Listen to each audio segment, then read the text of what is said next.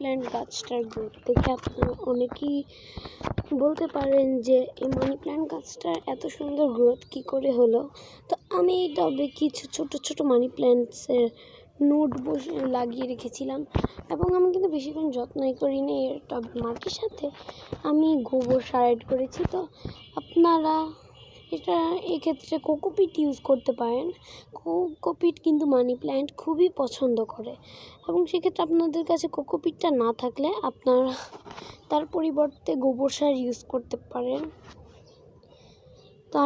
তখনই আপনাদের money plant এরকম আমার মানি প্ল্যান্টের মতো ঝোপালো হয়ে যাবে। এখানে কিছু নোটস এনে আমি লাগিয়েছিলাম রাস্তা থেকে, কিছু লোক ফেলে দিয়েছিল। তারপর আমি এরকম কিছু নোটস এনে পানিতে রেখে শিকড় বের করে তারপর মাটিতে বসিয়ে দিয়েছিলাম। তাতেই গাছগুলো কয়েকদিনে এত ঝোপালো হয়ে গেছে। এই গাছটার বয়স বেশি না, মাত্র 1 মাস। 1 মাসেই কিন্তু গাছগুলোর গ্রোথ খুব সুন্দর হয়েছে এবং পাতাগুলো খুব বড় বড় হয়ে গেছে।